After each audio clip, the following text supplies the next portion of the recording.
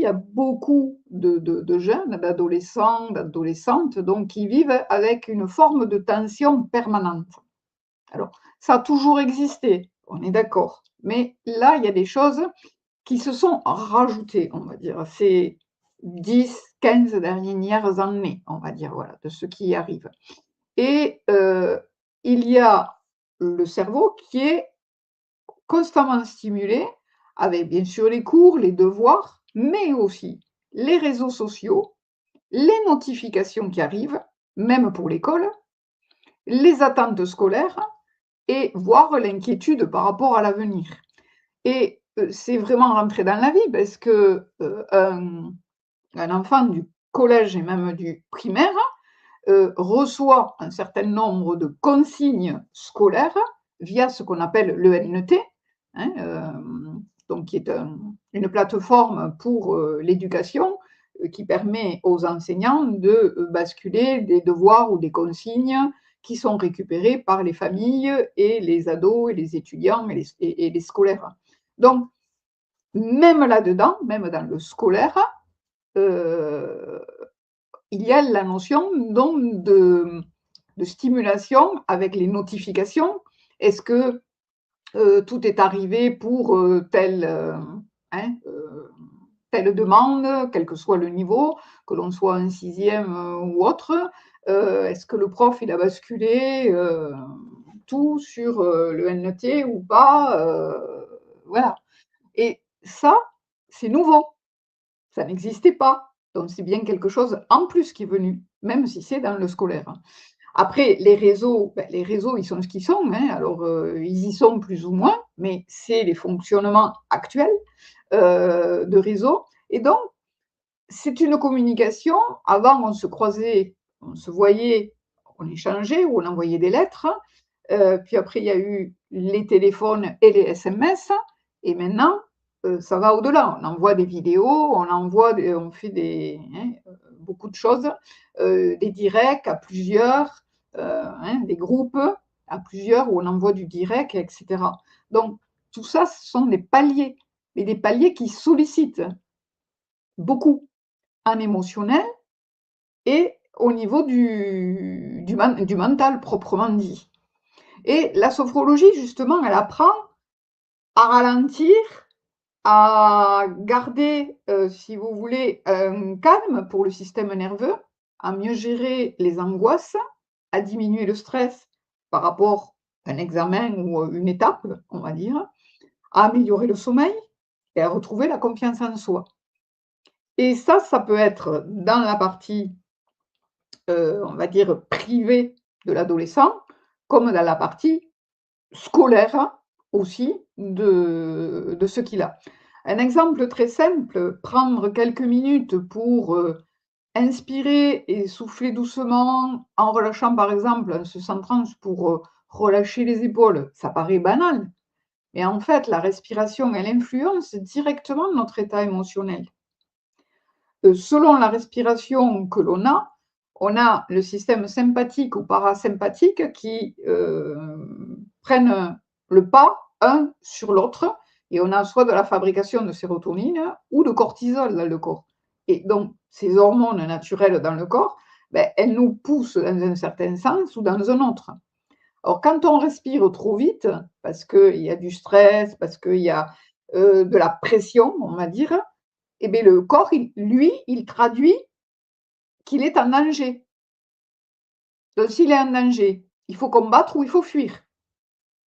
On n'a pas, il n'y a que deux portes, ou on combat ou on fuit. Et donc, il y a des stockages du sucre au niveau du foie, au niveau donc après, si ça va plus loin, des stockages du sucre qui est dans les muscles, ben, pour ou combattre ou fuir. Sauf qu'il n'y a ni combat ni fuite. On est toujours assis ou debout si c'est une situation où on est debout. Et ça paraît banal, mais c'est avec la sophrologie, on peut, en modifiant donc, en fait, le travail respiratoire et les relâchements, envoyer le message au corps qu'il n'est pas en danger, il n'y a pas de danger, et à ce moment-là, eh bien, on peut appréhender ce qui vient tranquillement, puisque le corps ne se sent plus en danger, il ne fabrique plus les hormones de cortisol pour combattre ou pour fuir, eh bien, on peut tranquillement faire face avec cette régulation émotionnelle. Et c'est la même chose en sport. Je vous ai dit, je suis sophrologue. S'adapter, de produire des résultats, d'aller vers, de construire des choses, mais on ne les aide pas sur ce plan, donc, sur le plan de la gestion du stress, des émotions. euh, on apporte comment dire, des semblants de choses au niveau de la psychologie, parfois un peu, mais pas tant que ça, on se rend compte, hein. Il y a très peu qui ont accès, même s'il y a eu des progrès qui ont été faits, mais on attend que ça aille vraiment très mal, en fait, hein, pour pouvoir avoir accès. Et là, c'est pas que ça peut pas s'adapter à quelqu'un qui ne va pas bien, mais c'est que ce que je veux transmettre, c'est aussi un niveau de se former aussi en tant que personne en devenir, avec ces outils qui permettent d'être mieux, mieux avec les émotions, mieux avec son mental, mieux avec son corps, d'avoir des outils, voilà, des choses faciles à employer et donc de retrouver, si vous voulez, des formes de sécurisation qui vont être très importantes pour avancer vers toute la période d'adulte. Alors, bon, je vais aborder à peu près tous entendu parler de Qigong, de sophrologie, enfin, de toutes ces choses, le Douyin, les automassages, les réflexologies. Les adultes, en règle générale, ont croisé ce genre d'informations. Soit ils s'y sont allés voir vraiment dedans, soit pas du tout, mais en tout cas, ils en ont entendu parler.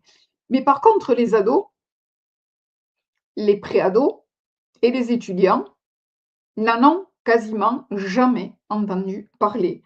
Et là, ce soir, donc, en fait, je veux les présenter, mais les présenter en vous montrant comment ça peut être utile de les utiliser. Alors, déjà, l'adolescence, c'est une période de grands changements et de beaucoup plus de changements que ce que l'on imagine ou que l'on a oublié quand on est devenu un adulte. Il faut se replonger un petit peu là-dedans parce que le corps change effectivement à l'adolescence et les émotions deviennent parfois très, très, très intenses. Le sommeil peut devenir compliqué pour différentes raisons. Le stress scolaire, bien sûr, il est là. Et maintenant, donc, on a les écrans qui prennent beaucoup de place. Et beaucoup de jeunes, hein, dont, en fait, ressentent et se plaignent de fatigue mentale, de fatigue émotionnelle également, sans vraiment savoir comment la gérer et personne ne propose de les aider à gérer. Et en tant que parents ou personnes accompagnants, on va dire, hein, donc plus stable, plus reposé, plus concentré. Quand ça circule bien, euh, on se sent bien. Et par contre, quand ça ne circule pas bien, ben là, on va ressentir le stress, la fatigue, les tensions, les émotions très fortes, et on peut avoir donc des difficultés à s'endormir et bien d'autres choses. Et justement, dans le Douyin, c'est une forme d'automassage des points d'acupressure et donc les autres automassages liés à l'énergétique, avec les réflexologies notamment, aident à faire circuler cette énergie. Et ce qui est intéressant pour les adolescents, adolescentes, c'est que ce sont des gestes simples. Il n'y a pas besoin de matériel du tout. Et que ça peut se faire partout. Il n'y a pas besoin d'installation particulière. Par exemple, tapoter doucement des zones du visage pour réveiller la concentration. Donc, je montre un geste, on en parlera tout à l'heure quand on évoquera donc, tout ce qui est atelier et tout ça. Mais voilà, Voilà, c'est tout simple, c'est une zone très particulière. Bon, il y a bien sûr quelques détails de savoir comment il faut, tapoter, mais l'idée c'est que, voilà, c'est quand même quelque chose de simple. Masser certains points, particuliers au niveau donc du visage, qui sont des points d'acupressure donc, pour se calmer.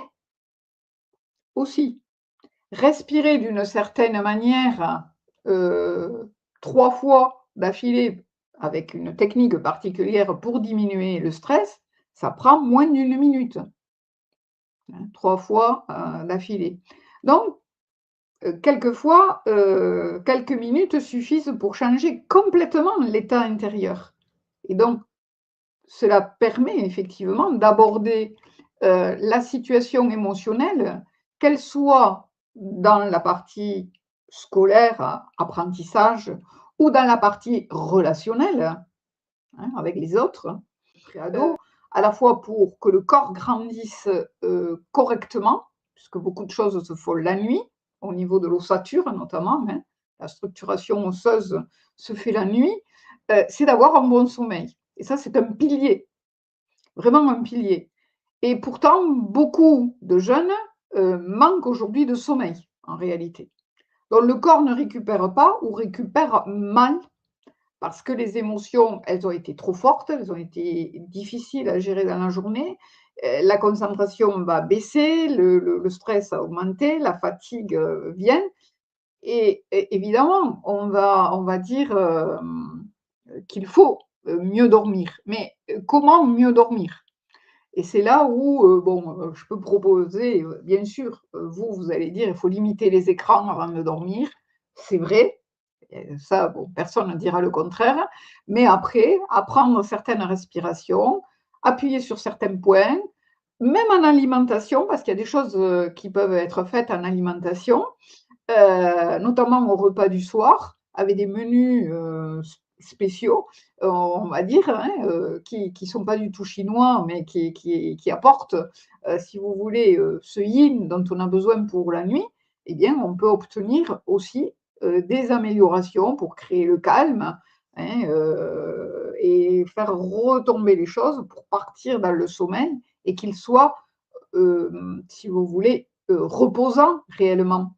Et s'il est reposant, donc la structuration osseuse, de la croissance va se faire, hein, pour le préado et l'ado qui finit de grandir. Et pour celui qui est déjà étudiant, donc qui est en stature adulte, ça va lui être utile aussi par rapport à la fatigue, à la concentration, de pouvoir bien dormir. Je veux dire que l'on ait 11 ans ou 21 ans, ça va servir, quel que soit l'âge, en fait. Et ce qu'il faut savoir, c'est qu'il y a 4 types d'insomnie et que, on peut adapter des outils particuliers selon les horaires d'insomnie. Et ça, c'est quelque chose qui est aussi une clé secrète de la médecine chinoise. Voilà. Donc, on va pouvoir employer des choses vraiment, adaptées selon qu'on ne peut pas s'endormir ou selon que l'on va s'endormir et se réveiller à telle heure ou à telle heure. Voilà. Et donc, comme peut-être, voilà, ça change, eh bien, on va pouvoir aller adapter. Donc ça, c'est aussi une dimension qui sert, OK Charlotte, pour on a l'habitude de présenter l'émotionnel comme un problème. On le présente comme, quelque chose qui serait, bouf, hein, faut pas être triste, faut pas être en colère, faut pas avoir peur, faut pas être angoissé. À gérer, on doit les gérer, on doit les gérer. Et ça, voilà, au niveau des émotions, c'est quelque chose d'important sur lequel je voudrais revenir là ce soir, c'est que les émotions, c'est normal. On est des êtres humains et on est un être émotionnel. On a du corporel, on a du mental, mais on est un être émotionnel et l'émotion, c'est pas quelque chose de mal. Ce qui est préjudiciable, c'est son excès.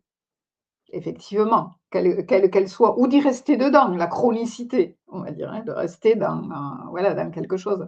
Mais, l'émotion, elle est pas négative, ça n'existe pas les émotions négatives pour moi. Je n'aime pas entendre que la colère, c'est négatif. Non, heureusement, je ne suis pas la seule à le dire, hein. Il y a beaucoup d'autres thérapeutes, bien plus connus que moi, qui le disent, qui en font des livres, et c'est très bien. Non, c'est pas mal. Heu la colère a une fonction, la tristesse a une fonction, la peur a une fonction, elle nous préserve de certaines choses. Donc, ce n'est pas négatif. Ce qui est négatif, c'est d'y rester trop longtemps dedans ou qu'elle soit excessive, dans le sens, excès, qu'elle prenne trop de place. Et il faut apprendre à reconnaître donc l'émotion et à, éviter l'accumulation, hein, du trop d'émotions pour retrouver une stabilité. L'objectif en fait, voilà, c'est apprendre à revenir à l'équilibre chaque fois. C'est pas qu'il y a pas voilà, il y a l'émotion, mais il faut revenir à un équilibre. Elle est là, l'émotion. Elle est logique, l'émotion. Mais il faut revenir à l'équilibre. En plus, tu nous offres, un module pour se relaxer, sans s'endormir, voilà, bouger en étudiant et puis un autre bonus, sans s'endormir non plus, une, séquence, allongée, voilà de qigong, hem, Assis, si, c'est que je vois séquence allongée issue d'observation des bébés. Ah oui, pour détendre les épaules.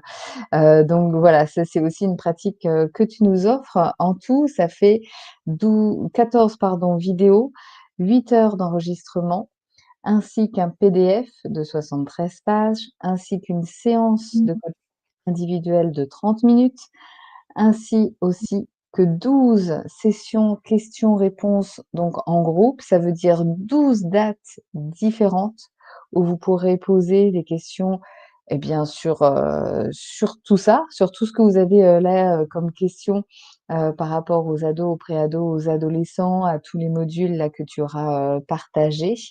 Et dans chaque, session de questions-réponses, tu nous partageras aussi le yoga, des mains, donc les mudras. Eh bien, tu nous proposes cette, masterclass des 12 portes, sur le mieux-être, des ados et pour toutes les personnes qui sont là en direct, eh bien, je vous ai mis le lien dans le chat pour avoir tous ces renseignements sur cette, masterclass, qui est là accessible, dès maintenant et pour toutes les personnes qui vont nous regarder en replay, le lien est en dessous dans la description sur YouTube et en bas de la page sur le site de l'Académie de la Nouvelle Vie. Donc allez-y, cliquez, allez explorer, allez voir. Je trouve que c'est aussi un beau cadeau pour les ados principalement les préados, les étudiants, mais je pense aussi pour les adultes. En tout cas, ça peut convenir un peu à toute la famille entre faire pairs. vraiment une boîte à outils, à chaque, besoin. Et donc, pour que chacun puisse commencer par où il a besoin. Parce qu'il y a des personnes qui vont aborder, ou l'urgence, on va démarrer par l'urgence, ça va être le sommeil. Pour d'autres, ça va être qu'au contraire, ils sont trop surexcités. Pour d'autres, c'est qu'ils ont besoin de booster le mental et la concentration. Peu importe, en fait, par quelle porte on va rentrer dans, si vous voulez, ces améliorations, la boîte à outils, elle va devenir personnelle, en fait. Et ce qu'il faut retenir donc, c'est qu'il faut apprendre effectivement, c'est pour ça que on propose dedans une séance de coaching individuel qui peut être fait, peu importe le moment, hein, en prenant le rendez-vous et où il y a les 12 ateliers, alors qui sont programmés à des horaires et des jours différents pour que si on n'est pas libre une fois, à un horaire et un jour, on puisse profiter d'être dans le direct et de poser les questions, que l'on veut poser, à un autre moment. Et les exercices avec les mains, donc les mudras, pouvoir les pratiquer, voilà, en même temps. Voilà, il y aura donc toute une série et ces 12 moments, donc en fait, vont venir accompagner, pendant, donc les semaines là du mois de juin, à fin juillet, donc en fait, pendant 6 semaines, le moment où on va se saisir de certains éléments, comme tu disais, un véritable soutien là, hein, que moi, j'offre pour qu'il soit offert, Mmh. ensuite qu'il soit transmis, donc à ceux qui en ont, besoin. C'est vraiment du vrai soutien, du vrai accompagnement, voilà, très concret, très pratique, très simple. On peut prendre dedans des choses, toutes simples et où c'est un investissement, parce qu'on va parler d'investissement, mais Mmh. heu, pour une période donc qui est particulière, mais qui après est pour toute la vie et qui Mmh. va permettre donc d'avoir de l'équilibre, de la confiance et de mieux rentrer, de mieux passer à cet âge adulte et donc dans la vie avec, confiance, avec des habitudes de vie, beh, justement avec ce respect du mieux-être, qui va façonner en fait, une force bien utile, pour, aborder, toutes les transformations qui sont, de cet âge-là, on va dire, ou de ces âges-là, si on le met, au pluriel et dans la période particulière actuelle où on la vit. Parce que l'adolescence a toujours existé, mais là, elle est vécue dans une période plus particulière maintenant. Mmh. Eh bien, merci beaucoup, Daniel. Je rappelle que le lien est dans le chat pour les personnes qui sont en direct et dans la description juste en dessous pour YouTube pour aller retrouver cette